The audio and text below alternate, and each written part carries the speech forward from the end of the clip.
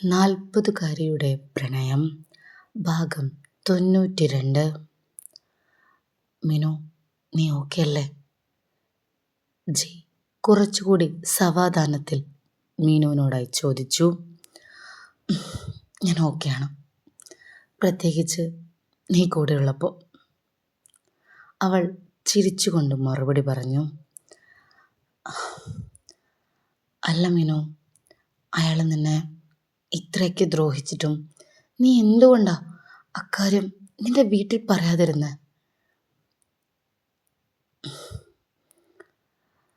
ഈ ചോദ്യം അയാളെക്കുറിച്ച് ഞാൻ അന്ന് പറഞ്ഞ നിമിഷം ആമി എന്നോട് ചോദിച്ചിരുന്നു.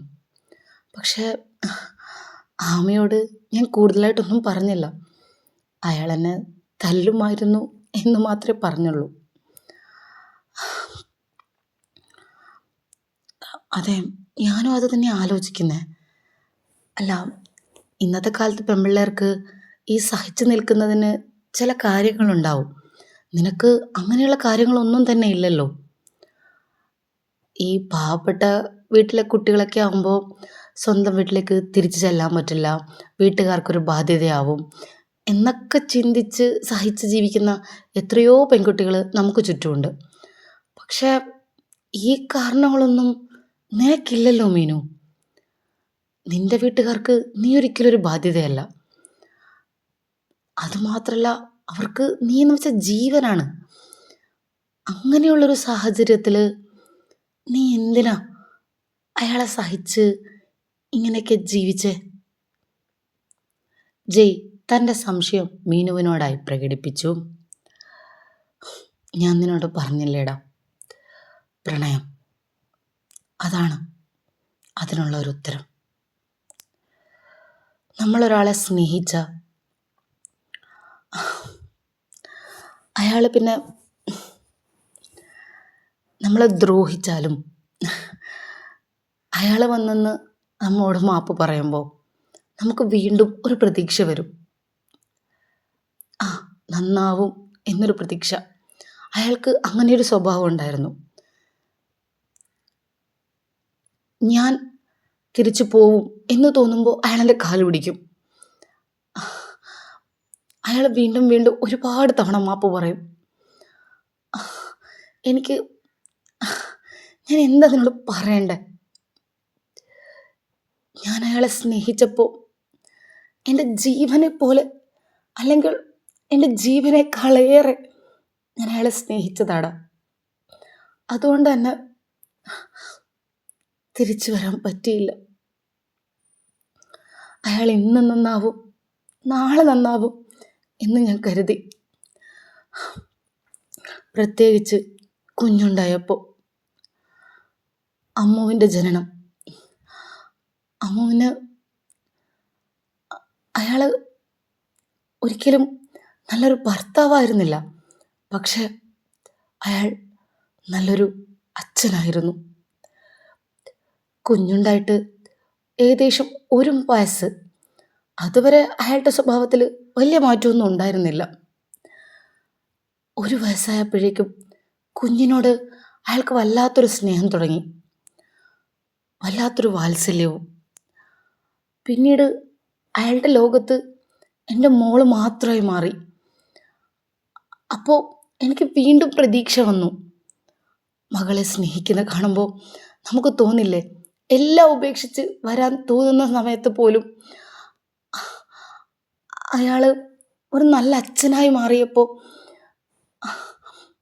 ഞാൻ കരുതി എപ്പോഴെങ്കിലും ഒരിക്കൽ അയാളൊരു പക്ഷെ നല്ലൊരു ഭർത്താവായാലോ. വെറുതെ എൻ്റെ പൊട്ട ചിന്ത, അത്രയേ ഉള്ളൂ. അല്ലാതെ അയാളിന് മാറ്റമൊന്നും ഉണ്ടായില്ല. അയാൾ മാത്രമല്ലടാ, അയാളുടെ വീട്ടുകാർക്കും ഞാനൊരു വേലക്കാരിയായിരുന്നു. എനിക്ക് എൻ്റെ ജീവിതത്തിലെ ആ ഒരു 7 വർഷം ഉണ്ടല്ലോടാ, അത് എനിക്ക് പറയാൻ പറ്റില്ലടാ. അത് നീ വിചാരിക്കുന്നത് പോലെ അത്ര ഈസിയായ ഒരു കാര്യമായിരുന്നില്ല. സഹിച്ചും ക്ഷമിച്ചും പേടിച്ചും ഉറങ്ങാതിരുന്നും ഉണ്ണാതിരുന്നും ഞാൻ തീർത്തതാ ആ 7 വർഷം. അയാളില് ഭ്രാന്തന്.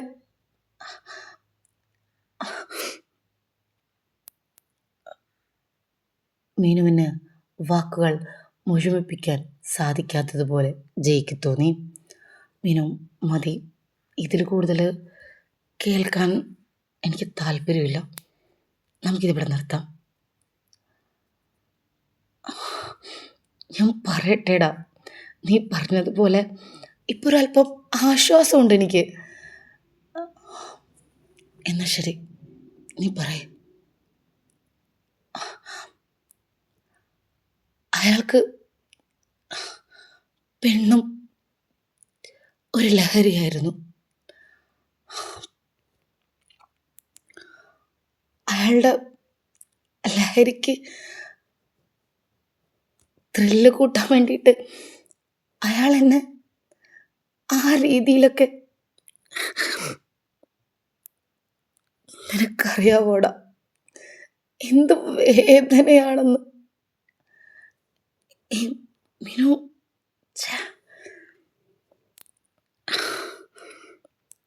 ജയ് തല കുനിച്ചു.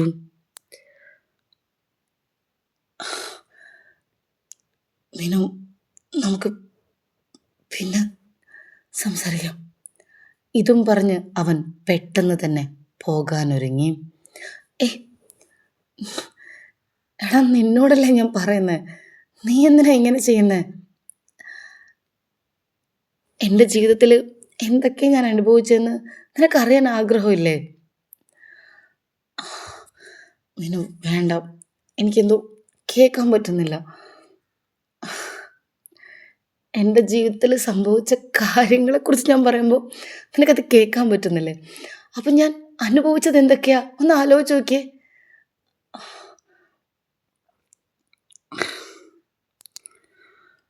മിനു, ഞാൻ എന്താ നിന്നോട് പറയണ്ടേ? എനിക്ക് ആശ്വാസ വാക്കൊന്നും കിട്ടുന്നില്ലടാ. ജയ് മീനുവിനോട് സഹതാപത്തോടു കൂടി നോക്കി പറഞ്ഞു. നിന്നേക്കാളും വലിയൊരു ആശ്വാസം എനിക്കില്ലടാ, അതുകൊണ്ട് പ്രശ്നമില്ല. എല്ലാം സഹിച്ചു, എല്ലാം ക്ഷമിച്ചടാ. നീ പറഞ്ഞില്ലേ, സാധാരണക്കാരായ പെൺപിള്ളേർ ഈ സഹിച്ചും ക്ഷമിച്ചും ജീവിക്കുന്നത് തിരിച്ച് വീട്ടിൽ ചെല്ലാൻ പറ്റാത്ത ഒരവസ്ഥ ആയതുകൊണ്ട് അങ്ങനെയെന്ന് മാത്രമല്ലടാ. അവർക്ക് അയാളെ ചിലപ്പോൾ വല്ലാത്തൊരു ഇഷ്ടം ഉണ്ടാവും. എന്തൊക്കെയായാലും കഴുത്തിൽ താലി കെട്ടിയ പുരുഷനല്ലേടാ. ആ ഒരു ഇഷ്ടത്തിൻ്റെ പുറത്താടാ എല്ലാവരും എല്ലാം സഹിക്കുന്നത്. ഇന്നല്ലെങ്കിൽ നാളെ അയാൾ നന്നാവും എന്നൊരു വിശ്വാസം. പിന്നെ ഒരു കുഞ്ഞുകൂടി ഉണ്ടായാൽ തോന്നില്ലേടാ മകൾക്ക് അച്ഛൻ വേണമെന്ന്. ഇപ്പം ആലോചിക്കുമ്പോൾ തോന്നും, വെറും ഒരു സാധാരണക്കാരിയുടെ ചിന്ത മാത്രമാണെന്ന്. പക്ഷെ അന്നെനിക്ക് അങ്ങനെയൊക്കെയായിരുന്നുടാ ചിന്ത. എൻ്റെ മോക്ക് അച്ഛനില്ലാതാവരുത്. എന്നേക്കാളും അയാൾ അവളോട് അടുത്തിരുന്നു. അപ്പോൾ അവളുടെ ലോകവും അയാളായിരുന്നു. അയാൾ അല്പമെങ്കിലും ചിരിച്ച മുഖത്തോടെ ഞാൻ കണ്ടിരുന്നത് എൻ്റെ മകളോടൊത്തുള്ള നിമിഷങ്ങൾ മാത്രമായിരുന്നു. അയാൾ ഒരു മൃഗമല്ല, മനുഷ്യനാണെന്ന് എനിക്ക് തോന്നിയിരുന്നത് അപ്പോഴൊക്കെ ആയിരുന്നടാ. അപ്പോൾ പിന്നെ ഞാൻ വിചാരിച്ചു എല്ലാം ശരിയാവുമെന്ന്. എൻ്റെ മകൾക്ക് അവൾ ഒരുപാട് സ്നേഹിക്കുന്ന അച്ഛനെ നഷ്ടപ്പെടരുതെന്ന്. അതിൻ്റെ പേരിലായിരുന്നു പിന്നീടുള്ള സഹിക്കലും മുഴുവനും. എന്നിട്ടും ഒന്നും മാറിയില്ലടാ.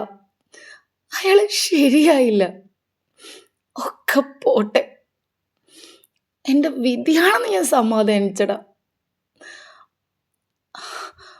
അവസാന നിമിഷം അയാള്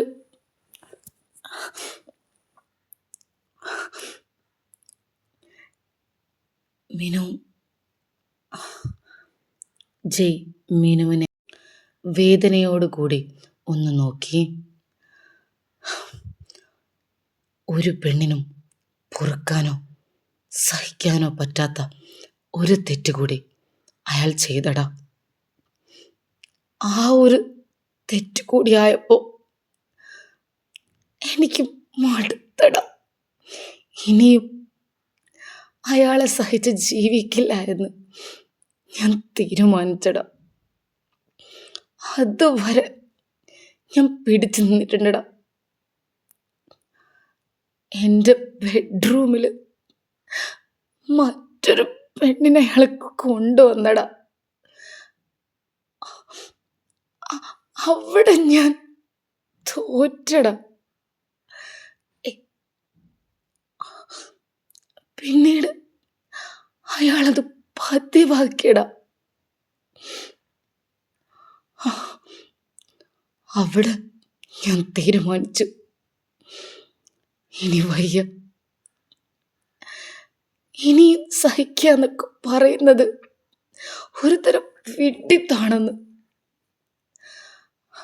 പക്ഷെ എൻ്റെ മകളോടുള്ള അയാളുടെ സ്നേഹം, മകൾക്ക് അയാളോടുള്ള സ്നേഹം, അത് കാരണം എനിക്കൊന്നും പറയാൻ പറ്റിയില്ലടാ.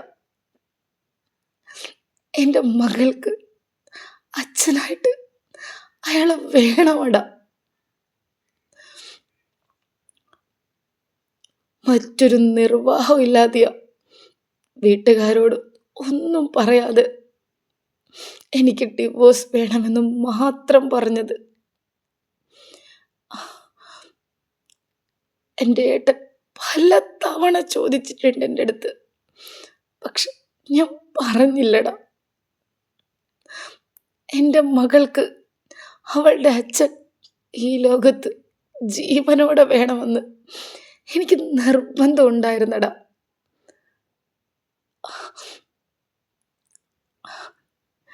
ഞാൻ അയാളെ അത്രയൊക്കെ സ്നേഹിച്ചിട്ടും അയാൾ ചെയ്തതൊക്കെ സഹിച്ചിട്ടും എനിക്ക് അയാൾ തിരിച്ചു തന്നത് അപമാനം മാത്രമായിരുന്നടാ.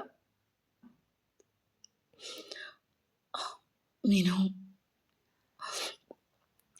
നിനക്കറിയില്ലടാ, നമ്മളൊരാളെ അത്രയ്ക്ക് അങ്ങ് സ്നേഹിച്ചിട്ട് അയാളുടെ ജീവിതത്തിൽ ഒരു പട്ടിയുടെ വില പോലും നമുക്കില്ല എന്നറിഞ്ഞിട്ടും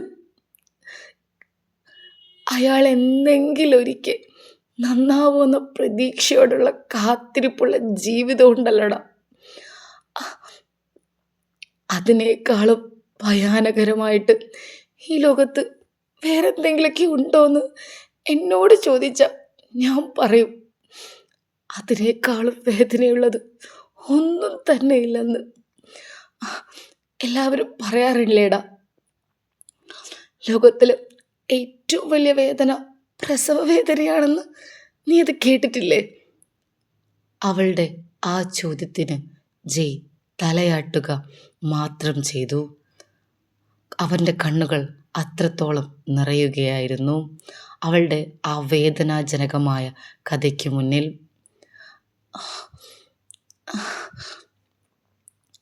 പക്ഷെ പ്രസവ വേദന എന്നൊക്കെ പറയുന്നത് കുറച്ച് സമയമല്ലേടാ നമ്മൾ ആ വേദന സഹിക്കേണ്ടതുള്ളൂ. നീ ഒന്ന് ആലോചിച്ച് നോക്കിയേ, 7 വർഷക്കാലാടാ ഞാൻ സഹിച്ചത്. എനിക്ക് പ്രസവ വേദന അത്രയും വലിയ വേദനയാണോ എന്ന് ചോദിച്ചാൽ ഞാൻ പറയൂ അല്ല എന്ന്. ഞാൻ രാവും പകലും സഹിച്ച ഈ വേദനയുടെ ഒരു 7 അയലത്ത് പോലെ അത് എത്തില്ലടാ. മിനു, ജയ്ക്ക് അവളെ എന്ത് പറഞ്ഞ് ആശ്വസിപ്പിക്കണമെന്ന് അറിയില്ലായിരുന്നു. മിനു മതി പ്ലീസ്. അവൻ മീനുവിനോടായി കെഞ്ചി. ഇതിൽ കൂടുതൽ അവൾ പറയരുതെന്ന്, തനിക്കത് താങ്ങാൻ പറ്റുന്നില്ല എന്ന്.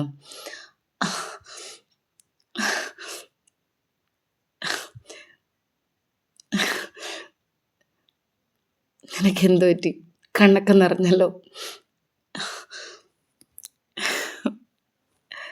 അവൾ ചിരിച്ചുകൊണ്ട് ചോദിച്ചു. എടാ, ഞാൻ ഇത്ര സിമ്പിളായിട്ടാണ് നീ പറഞ്ഞത്. ഞാൻ അനുഭവിച്ചതൊന്നും പറഞ്ഞിട്ടില്ലടാ. പറയാൻ തുടങ്ങിയ ഒരുപാടുണ്ടടാ. നിനക്കറിയില്ല അയാൾ എന്നെ എങ്ങനെയൊക്കെയാ വേദനിപ്പിച്ചത്. മീനു മതി പ്ലീസ്, എന്നെ കൊണ്ട് വയ്യ കേൾക്കാൻ പ്ലീസ്. ജയ് പെട്ടെന്ന് തന്നെ അതൊന്ന് നിർത്താൻ പറഞ്ഞു.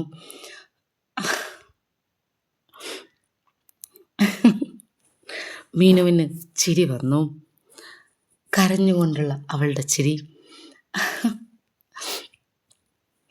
നീ പാവാടാ, നിഷ്കളങ്കന. അതുകൊണ്ടാ നിനക്കിങ്ങനെ മറ്റുള്ളവരുടെ വേദനയിൽ വേദനിക്കാൻ പറ്റുന്നത്. മീനു, ഞാൻ ഇറങ്ങട്ടെ, മതി എനിക്ക്, ഞാൻ പോട്ടെ. ജയ് അവളോടായി ചോദിച്ചു. എന്താടാ, എന്നെ ഈ ഒരു അവസ്ഥയിൽ കൊണ്ടെത്തിച്ചിട്ട് നീ പോവാണോ? എനിക്കൊരു ആശ്വാസം തരാന്നൊക്കെ പറഞ്ഞിട്ടല്ലേ എന്നോട് ചോദിച്ചത്. എന്നിട്ട് അങ്ങ് ഇറങ്ങിപ്പോവാ? മീനു ജയോട് ചോദിച്ചു. എനിക്കിതിനോട് എന്താ പറയണ്ടേന്ന് അറിയില്ല മീനു, അതാ ഞാൻ. ഒന്നും പ്രത്യേകിച്ച് പറയണ്ട. ഇത്രയും നേരം എന്നെ കേട്ടിരുന്നില്ലേ, അതുപോലെ കേട്ടിരിക്കെ. എനിക്ക് നല്ല ആശ്വാസമുണ്ട് നിന്നോട് പറഞ്ഞപ്പോൾ. എന്തോ ഇതുവരെ ഹൃദയത്തിൽ എടുത്തു വെച്ച ഒരു വലിയ ഭാരം ഇറക്കി വെച്ചതുപോലൊക്കെ തോന്നുന്നുണ്ട്. ഒരാളോട് പോലും പറയാതെ ഞാനിതിങ്ങനെ കൊണ്ട് നടക്കാൻ തുടങ്ങിയിട്ട് എത്ര വർഷങ്ങളായടാ. ഇപ്പോൾ മനസ്സിന് വല്ലാത്തൊരാശ്വാസം.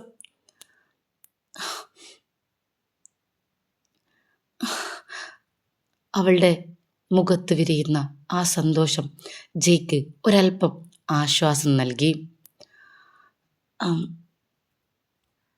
നിനക്ക് പറയണമെന്നുണ്ടെങ്കിൽ നീ പറഞ്ഞോ, ഞാൻ കേൾക്കാം. പറഞ്ഞു കഴിയുമ്പോൾ നിനക്ക് അത്രയും ആശ്വാസം കിട്ടുന്നുണ്ടെങ്കിൽ നീ പറയ്, ഞാൻ കേൾക്കാൻ തരാം.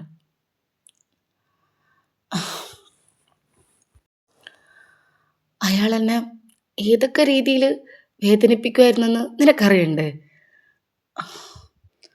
മീനുവിൻ്റെ ആ ചോദ്യം, അവളുടെ മുഖം, അത് കേൾക്കാനുള്ള ശക്തി തനിക്കുണ്ടാവുമോ എന്നായിരുന്നു ജയ്യുടെ മനസ്സിൽ ജയ് ചോദിച്ചത്. നീ പറയ്, പച്ചമാംസം പൊള്ളുമ്പോഴുള്ള വേദന നീ അനുഭവിച്ചിട്ടുണ്ടോ? അവളുടെ അടുത്ത ചോദ്യം കൂടിയായപ്പോൾ ജയ് ശരിക്കും തല താഴ്ത്തി. അതിനവൻ മറുപടിയൊന്നും പറഞ്ഞില്ല. അതേടാ, അയാൾക്കൊരു ലഹരിയായിരുന്നു എന്നെ പൊള്ളിക്കുന്നത് പോലും. പക്ഷെ അതിലും അയാളൊരു മിടുക്ക് കണ്ടുപിടിക്കും. എന്താണെന്നറിയാമോ നിനക്ക്? ജയ് പിന്നീട് മീനുവിൻ്റെ മുഖത്തേക്ക് പോലും നോക്കിയില്ല. ആരും കാണാത്ത സ്ഥലങ്ങളെ പൊള്ളിക്കുള്ളൂ, അല്ലെങ്കിൽ എൻ്റെ വീട്ടുകാർ കാണുമല്ലോ, അപ്പോൾ അവർ ചോദിക്കില്ലേ, അതൊഴിവാക്കാൻ വേണ്ടിയിട്ട്. പിന്നെ തല്ലാന്നൊക്കെ പറയുന്നത്, പോലീസുകാർ പോലും അങ്ങനെ തല്ലൊന്നും തോന്നില്ലടാ. പോലീസുകാർ പോലും കുറച്ച് മയത്തിലൊക്കെ ആയിരിക്കും തല്ലുന്നത്. ഇത് ഒരു പ്രതിക്ക് കിട്ടുന്ന ഒരു ആനുകൂല്യം പോലും അയാളെന്നെ തല്ലുമ്പോൾ എനിക്ക് കിട്ടാറില്ലായിരുന്നടാ.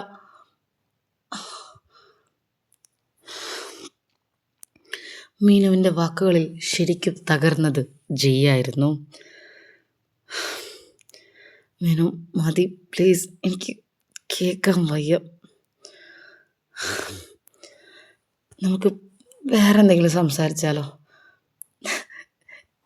നീ എന്താ തളർന്നോ? അവൻ ശരിക്കും തളർന്നതുപോലെയായി. എടാ, നീ ക്ഷീണിച്ചോ? അതെ, എൻ്റെ ശരീരത്തിലൊക്കെ വല്ലാത്തൊരു ക്ഷീണം തോന്നുന്നു. എനിക്ക് എന്തോ താങ്ങാൻ പറ്റുന്നില്ല. അയ്യേ, ഇത്രയ്ക്കേ ഉള്ളൂ നീ? ആ, അതിനൊക്കെയാടാ പറയുന്നേ, പെണ്ണിന് സഹിക്കാനുള്ള കെൽപ്പുണ്ടെന്ന്, ആണുങ്ങൾക്ക് അതില്ല എന്ന്. കണ്ടില്ലേ, ഞാൻ അനുഭവിച്ചതിൻ്റെ ഒരംശം പോലും ഞാൻ പറഞ്ഞില്ല. അതുപോലും നിനക്ക് താങ്ങാൻ പറ്റിയില്ല. അപ്പോൾ അനുഭവിച്ച ഞാൻ ദാ ഇത്ര കൂളായിട്ട് നിൻ്റെ മുന്നിൽ നിൽക്കുന്നുണ്ട്. എന്തൊക്കെയാടാ ഇത്? അവൾ ചിരിച്ചുകൊണ്ട് ചോദിച്ചു. പിന്നെ എന്താണെന്നറിയില്ല, ഞാനിങ്ങനെയുള്ള കാര്യങ്ങളൊന്നും കേട്ടിട്ടില്ല. എനിക്ക് വല്ലാത്തൊരു ക്ഷീണം തോന്നുന്നു. അറിയത്തില്ല. മതി, ഇതിൽ കൂടുതൽ ഞാൻ പറയുന്നില്ല. നീ ടെൻഷൻ ആവണ്ട. ഞാൻ നിനക്ക് കുടിക്കാൻ നല്ല ജ്യൂസ് എടുക്കാം. മോന് ക്ഷീണമൊക്കെ മാറ്റിയിട്ട് സമാധാനത്തിൽ പോവാം. പോരെ? എന്തായാലും എൻ്റെ മനസ്സിൽ നിന്ന് ഒരു വലിയ ഭാരം ഒഴിഞ്ഞുപോയി. അത്രയും സന്തോഷം എനിക്ക് തോന്നി. ഇപ്പം കുറച്ചുകൂടി സമാധാനമായി. എന്തായാലും നിന്നെ തളർത്താൻ കൂടുതലായിട്ട് ഞാനൊന്നും പറയുന്നില്ല. ഞാനേ ഒരു ജ്യൂസ് എടുത്തിട്ട് വരാം. ഇവിടെ ഇരിക്ക്. അവനെ പിടിച്ച് കട്ടിലിരുത്തി അവൾ താഴേക്കിറങ്ങി. ജയ് ശരിക്കും തളർന്നിരുന്നു. എന്തോ അവൾ പറഞ്ഞ കഥകളൊന്നും അവന് അത്ര പെട്ടെന്ന് ഉൾക്കൊള്ളാൻ സാധിച്ചില്ല. അതുകൊണ്ട് തന്നെ അവൻ്റെ ശരീരം അവനെ ശരിക്കും തളർത്തിയിരുന്നു. മീനു പറയുന്ന ബാക്കി കഥ കേൾക്കാൻ ജയ് തയ്യാറാവുമോ? ഇതറിയാൻ നിങ്ങൾക്ക് ആഗ്രഹമുണ്ടെങ്കിൽ ചാനൽ സബ്സ്ക്രൈബ് ചെയ്ത് തന്നെ കഥ കേൾക്കാൻ കാത്തിരിക്കുക. അടുത്ത ഭാഗം ഉടൻ വരും. ഇഷ്ടപ്പെടുന്നവർ ലൈക്ക് ചെയ്യാനും കമൻറ്റ് ചെയ്യാനും മറക്കരുത്.